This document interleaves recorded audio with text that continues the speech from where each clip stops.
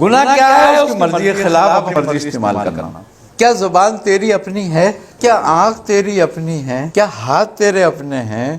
کیا تیرے پیر اپنے ہیں؟ تیرے پورے جسم میں کیا چیز تیری اپنی ہے؟ اگر کچھ بھی تیری اپنی نہیں ہے تو پھر اس سے خواہش کیسے کر سکتا ہے غیر کی؟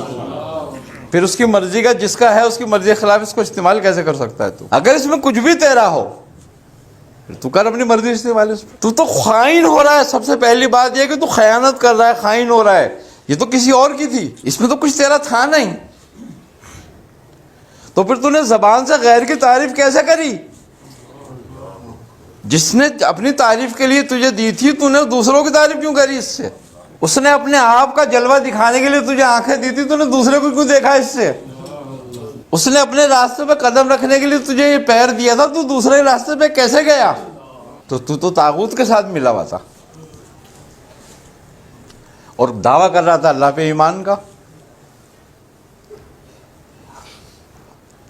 تو خائن بھی تھا، کاذب بھی تھا، اور پھر اس پہ ڈٹا رہا کہ ظلم بھی کرتا رہا، اور جو کچھ تیرا ملک نہیں تھا اس کو اپنی ملکیت سمجھتا رہا۔ تو نے کب کفر کیا طاغوت کے ساتھ؟ وَيَكْفُرُ بِالطَّاغُوتِ وَيُؤْمِنُ بِاللَّهِ۔ جو کفر کرے طاغوت کے ساتھ وہ لایا ایمان اللہ پر۔ اللہ پہ ایمان لانے کا مقصد کیا ہے؟ اللہ پہ ایمان لانے کا مقصد تو یہی ہے کہ اس کی اتھارٹی تسلیم کر لی کہ سب کچھ تیرا ہی تھا اور تیرا ہی ہے، اب تو بتا مجھے کیا کرنا ہے، اور تو اپنی مرضی سے کرنا چاہتا ہے۔ اہل تصوف کے نزدیک، صوفیہ کے نزدیک یہ بات بھی جائز نہیں کہ تو اپنے کسی عمل کا صلہ مانگے، اس لیے کہ تیرا تھا کیا جو تو مانگ رہا ہے؟ اب وہ تو اس کی مرضی ہے، یعنی کرتا جا اور چھوڑتا جا، اس پہ دے، اس کو اسی کے لیے کر، بس جو کچھ ہے اس کے لیے، بس ختم۔ گناہ کیا ہے؟ اس کی مرضی کے خلاف اپنی مرضی استعمال کرنا۔ وہ علامہ اقبال کی بڑی پیارا ایک شعر ہے، وہ کہتا ہے کہ پانی پانی کر گئی مجھ کو قلندر کی یہ بات، تو جھکا جب غیر کے آگے نہ من تیرا نہ تن تیرا۔ یعنی کہ اگر تو نے سجدہ بھی جنت کے لیے کیا تھا تو تیرا کچھ نہیں تھا، پھر بھی تو نے غیر کے لیے سجدہ کیا۔ جو یہ کہ یہ نفس میرا ہے، ابھی فالج کا اٹیک ہو جائے تو کیا رہ جاتا ہے اس کا؟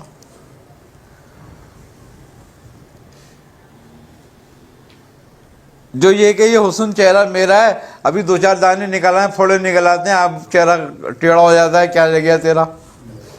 اگر تیرا ہوتا تو ٹیڑھا ہونے دیتا ہے اس کو؟ جس کا تھا وہ جو چاہے کرے۔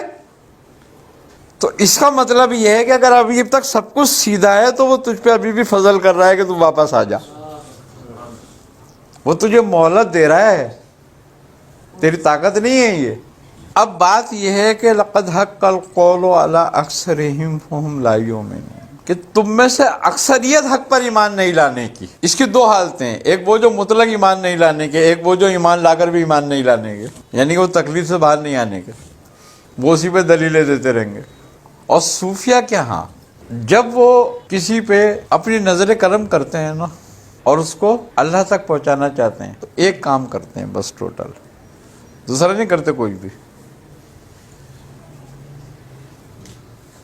اس کو دلیل سے نکال کے یقین میں لے جاتے ہیں بس، ورنہ دلیل تو شیطان کے بعد بھی سجدہ نہ کرنے کی تھی، اور بڑی مضبوط دلیل ہے اس کی، کیونکہ اس نے کرنا ہی نہیں تھا تو وہ دلیل بھی لایا، اور جنہوں نے کرنا تھا انہوں نے یقین کے ساتھ گر گئے۔ صوفیہ کا کمال بات یہ ہے کہ وہ جب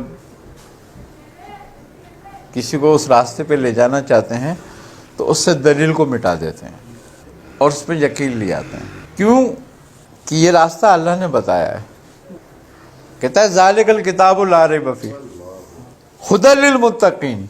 پہلے اس کتاب پر یہ یقین کر لو کہ اس میں کہیں شک کی گنجائش نہیں ہے، اور اگر تمہیں جب یہ یقین آ گیا کہ اس میں کہیں شک کی گنجائش نہیں ہے تو تمہارے لیے راستہ ہے، پھر یہ ہدایت ہے، یہ متقین کے لیے، پھر یہ تمہارے اندر اللہ کا خوف اور محبت پیدا کر دے گی۔ حضور وہ دوسری جگہ پھر یہ بھی تو ارشاد فرما رہا ہے کہ یضل بہ کثیرا ویہدی بہ کثیرا، اسی سے ہدایت پاؤ گے اور اسی سے گمراہ ہو۔ وہی تو بتا رہا ہوں نا میں. اس سے یقین کرنے والے ہدایت پائیں گے اور دلیل دینے والے گمراہ ہو جائیں گے. حضور اس دلیل سے کیا مراد ہے؟ ہاں، اس دلیل سے مراد یہ ہے کہ ہر وہ بات جو تجھے وسوسے میں ڈال دے حق سے اور حق کے راستے سے، وہ ساری دلیلیں. مراد کیا ہے اس بات سے؟ ایک مریض ایک طبیب کے پاس آتا ہے اور کہتا ہے دیکھو میں بالکل صحت مند ہوں، مجھے کچھ پرہیز کرنا چاہیے. اب وہ جب طبیب اس کی نبض دیکھتا ہے تو اس کو یہ محسوس ہوتا ہے اس کے علم سے مطابق، اس کے تجربے کے مطابق کہ بھئی اس کو ضعف جگر ہونے والا ہے. تو وہ یہ کہتا ہے کہ یار چکنائی سے پرہیز کرنا تم ذرا. لے میں تو اچھا کھاتا ہوں، خوب کھاتا ہوں، ہضم بھی ہوتی ہے، پھر کیوں کروں پرہیز؟ یہ اس نے دلیل دے دی. دلیل دے دی.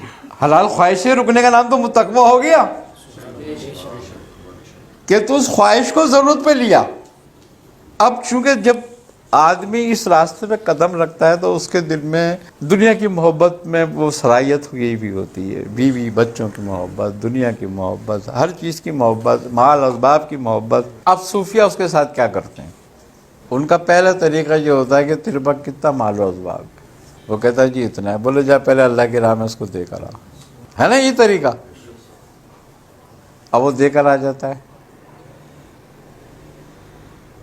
اب کہتا ہے کہ کیا کرنا ہے؟ بولے تیرے پہ گوشت بہت چڑھا ہوا ہے.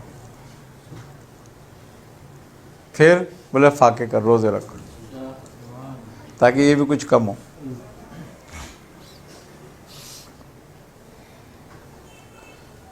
اب دو باتیں ہو گئیں. خوبی کی بات یہ ہے کہ انسان کو دو چیزوں کی تو ضرورت ہے، یا تو کھانا اور یا خواہش پوری کرنا. اب خواہش پوری کرنے کے لیے پیسہ نہیں رہا، کھانے کے لیے روٹی نہیں رہی. انہوں نے دونوں شہوتوں کو قابو کر لیا.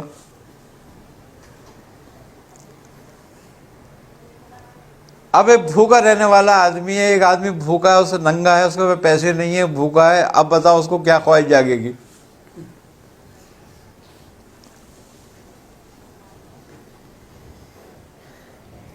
اب وہ کہتے ہیں کہ دیکھ لے اب تیرے پاس تو کچھ ہے نہیں، نہ تیرے پاس روٹی ہے اب اور نہ تیرے پاس پیسہ ہے. تو اب بولے اگر تیرا ہوتا تو تیرے پاس ہوتا نا. اب تیرا جو ہے وہ تیرے پاس اب بھی ہے. وہ کہتا ہے کیا کہ اللہ کا نام. اب لے شروع ہو جا. اب تو وہ تیرا ہے، وہ تیرے پاس ہمیشہ رہے گا، چاہے تو ننگا رہے چاہے بھوکا رہے، وہ تیرے ساتھ رہے گا. اب شروع ہو جائے اس پہ تو بس.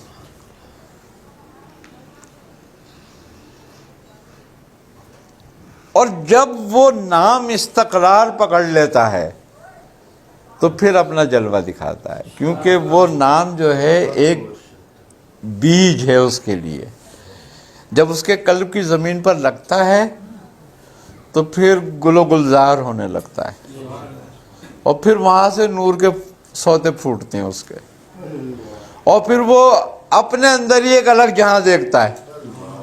پھر وہ باہر کے جہاں کو بھول جاتا ہے. پھر ہر چیز اس کے آگے بے وقت ہو کے رہ جاتی ہے.